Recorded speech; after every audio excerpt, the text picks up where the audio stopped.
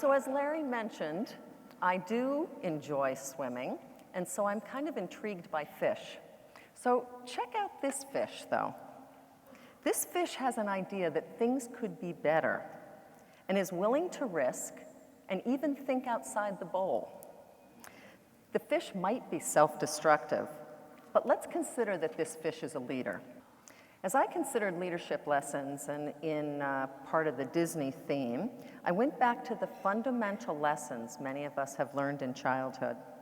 This is This Little Engine That Could by Wally Piper. It's what leadership is not. We learned it as a story about perseverance, which is a good thing, but that's a very individual story. This is a very engine-centric story. What if the engine didn't have to go up the mountain all by itself? What if the other the other cars could help? Could you imagine if they could grow some little legs or some little tires with tracks and they could all be part of getting up that hill? What would it have been like when they got to the top of the hill? First of all, they would have gotten there quicker. They all would have been excited. They all would have helped. And the engine would not have been exhausted. So there's been so much talk about leadership. You know, our family medicine education, educators as leaders is not a novel idea. It's strongly embedded in our national initiatives, certainly in the future of family medicine and now in Family Medicine for America's Health. And as I and others have noted many times before, we all have the opportunities to lead as part of all of our teams: educational, clinical, research, administration. And the skills of family medicine educators are increasingly valued and needed and identified in the standard positions in academic and health system leadership positions. So this leadership on every level is crucial. So let's talk about what leadership is and how we can all be part of it. The agenda is quite simple. We're going to consider fundamental leadership skills using the work of Kouzes and Posner, and then we're going to practice some group facilitation skills that help you think about your own leadership and things that you can take back to your educational and group settings. And the skills that we're going to focus on are appreciative inquiry, positive deviance, and think, pair, share facilitation strategy.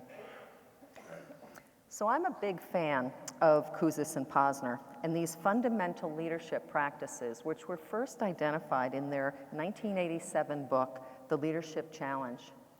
They continued to work together for 30 years, and they still find these practices fundamental. So I'll identify the practices, and then we'll spend a little bit of time on each one, a little bit more. So the first is model the behavior. That it means setting examples by aligning actions with shared values. Inspire a shared vision.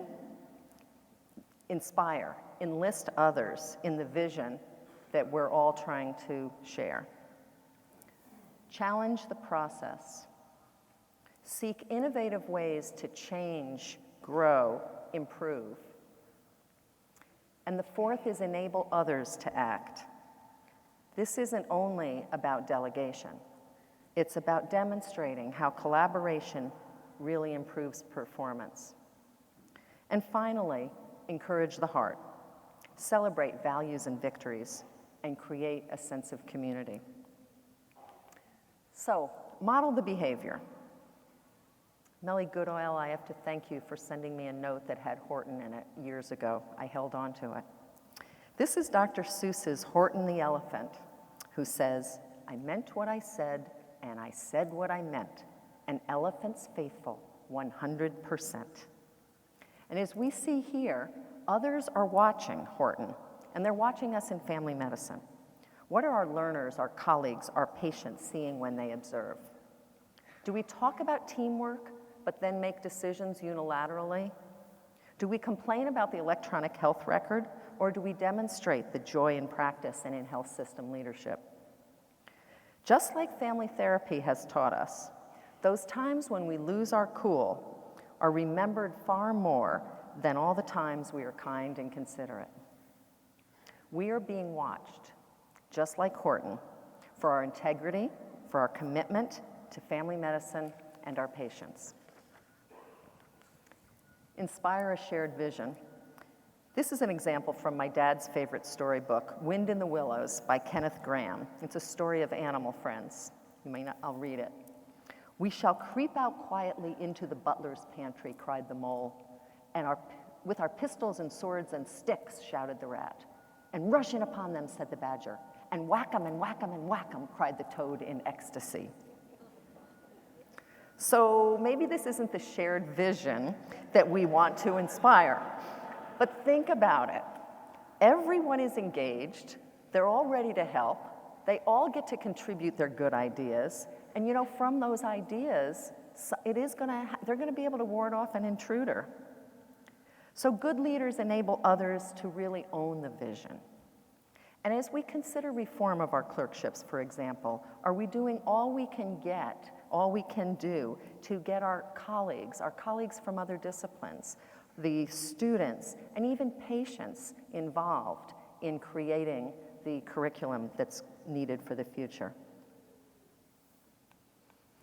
Challenge the process. This is one of my very favorites from Shel Silverstein. Enabling people to think of alternatives. Listen to the mustn'ts, child. Listen to the don'ts. Listen to the shouldn'ts, the impossibles, the won'ts. Listen to the never haves, then listen close to me. Anything can happen, child. Anything can be. Challenging the process is especially important when we get discouraged. A powerful story in my own life is several years ago, a former dean asked me to create an initiative that I thought would split up our faculty. I talked to colleagues, obviously those that I thought would think like me, and they agreed, and so I hoped he would forget about it, and I just didn't do it. He didn't forget, and when he asked me about it and I hadn't done it, he was not happy. And he said something important. He said, just because something is hard doesn't mean it isn't worth doing. Now, I would have preferred that he said that in a kinder, gentler way, but it did affirm the importance of following through on my commitments, like Horton, as well as how I could have challenged the process. In retrospect, this could have been an example of leadership coming from every level. I could have led from the middle by talking with him about my concerns rather than avoiding the conflict. Enabling others to act. Anyone know what this signifies? Say it out loud. Stone soup, that's right. So not everybody knows it, but stone soup is a story that shows up in several cultures where a stranger comes into a town and is hungry and the townspeople don't want to feed, it's usually a him, they don't want to feed him. And so he borrows a big pot, fills up with some lake water, starts a fire, puts a big rock in it. And so the people come by and they want to see what he's doing. And he says, I'm making stone soup, it's really my specialty.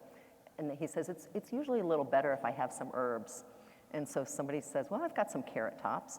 And then somebody else comes by and he said, well, stone soup is really better with potatoes. So somebody brings potatoes.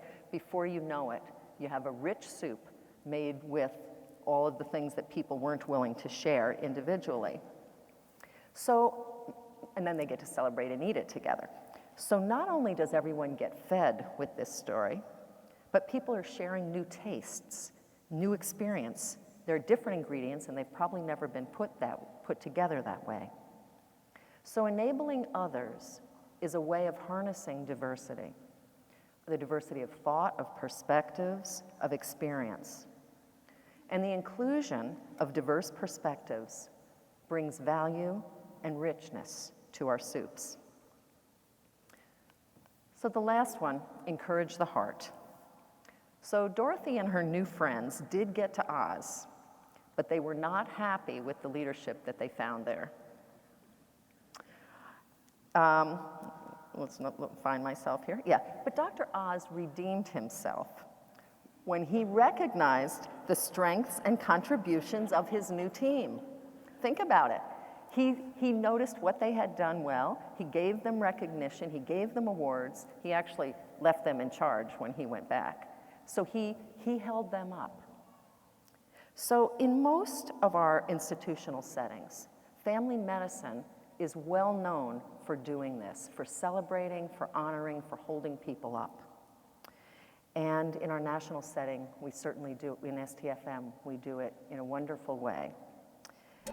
And just the other day, I took a staff member from our hospital in our medical education department, and because I miss being in family medicine office all the time, I went through and said hi to everybody, and we were having a nice time and sharing hugs.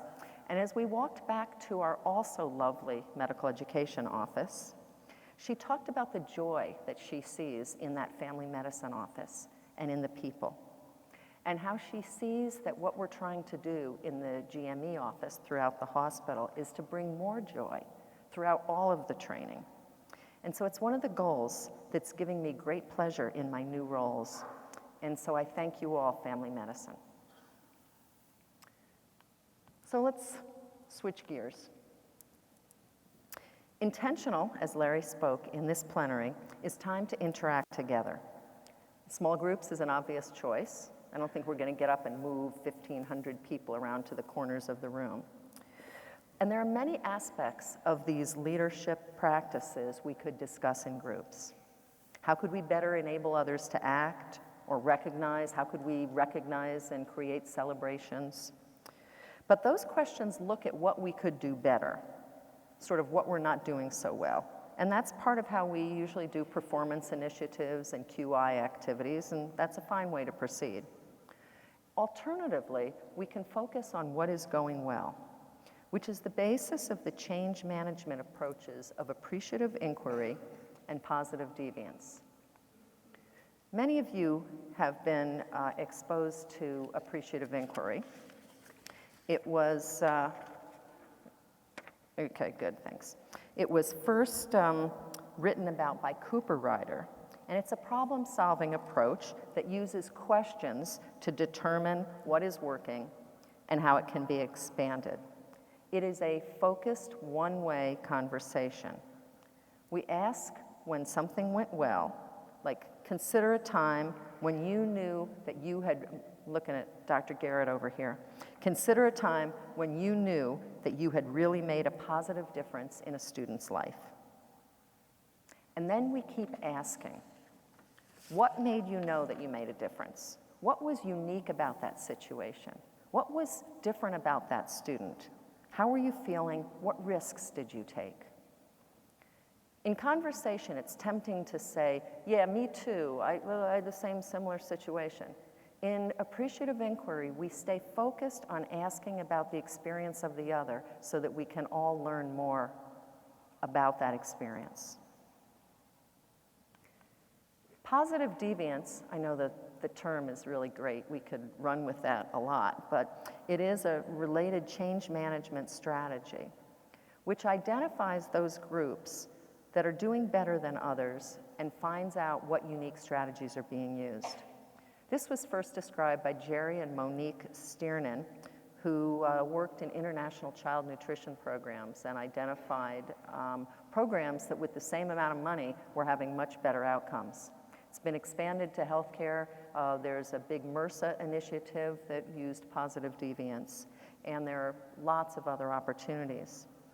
An example for family medicine practices is having different clinical teams with different no-show rates for practice.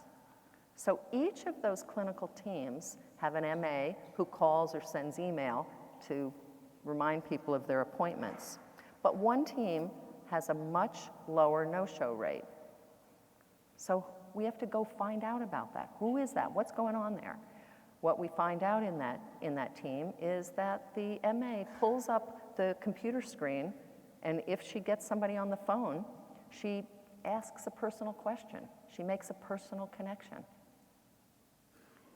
And that it sounds really simple. Everybody does the same thing. Well, when you drill down and find out what are you really doing, and then the other groups can adapt this strategy.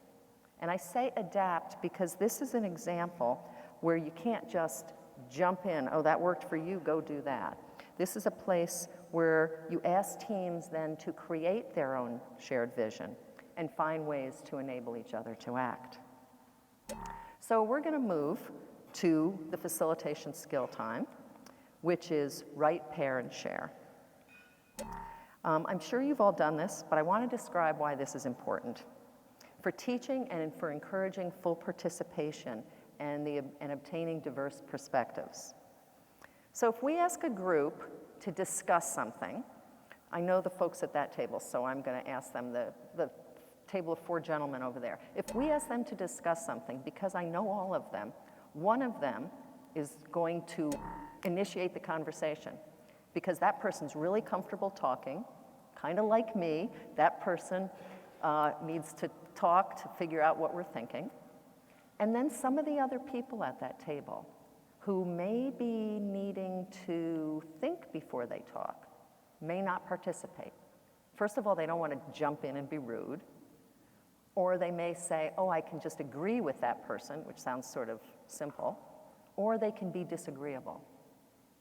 So just throwing a question out to a group doesn't make it possible for us to get all the perspectives. So if we have ways for people to commit to their own position and then share it with one another, we are going to, and they don't, some people don't want to share. Okay, if you don't have to force everyone. But it is a way of making sure that we are actually facilitating conversation rather than doing a dialogue about one perspective. Thanks, table, for letting me do that. So we're going to write, pair, and share, and practice appreciative inquiry with one another. So I am going to put up some questions, and you're going to take about 3 or 4 minutes to write a response. You have some folded sheets of paper on there, but before you do that, you have to listen to the. This is going to be challenging in terms of herding cats, but I think we all can do it. We're going to take about 3 or 4 minutes to write a response. Then you're going to hear this, hopefully louder. And then you're going to pair with one another next to you, and you're going to take turns for 3 or 4 minutes where you're going to ask about that person's, what they wrote about, and ask more and more questions to learn about it. Here are the questions. Think about a time when you stepped up to model the behavior to help catalyze change. What did you do or say that made the difference or created a new possibility? And what gave you the courage to do that? Now, before you think that you may not have formal leadership positions, please be reminded of all the opportunities there are to model the behavior that is in alignment with your values. An example might be you as a leader of any group, maybe like Oz, fess up to some mistake modeling that accountability is expected, acceptable, and respected. Okay, 4 minutes of quiet while you write. Now, there are a whole lot of things you can do after you do the write, pair, share. You can bring people back together. You can have them talk about what is it that they experienced? What was it like to have somebody, have the opportunity to really talk for a while about something you care about? What did they learn? You can have people identify themes. You could come back to a table and say, what were the themes of leadership? What were the themes of the contexts that you all found yourselves in that enabled you to do this? You can start thinking about how can you take what you have done and take it forward. And that's something we're going to do later at lunch today.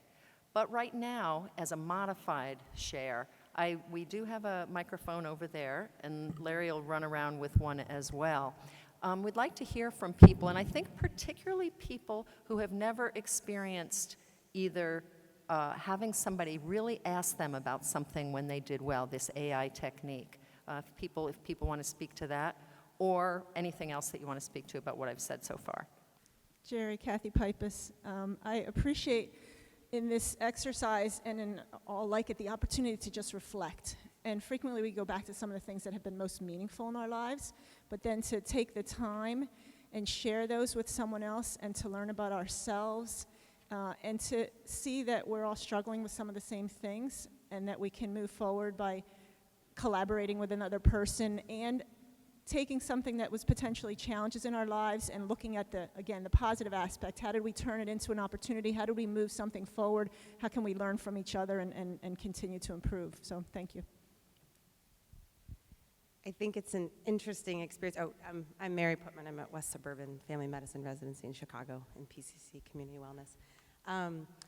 The experience of focusing on something positive that you did, and that this is something that where I was a leader and trying to identify that, I think is good, because part of my own personal process is to be, you take ownership for good things that you did. And so when you gave the prompt, you said, well, you can also use experiences where, I think it was either you made a mistake or to open up for, set an example for other people to also feel more open, talk about these things. And, oh, okay, I can do that.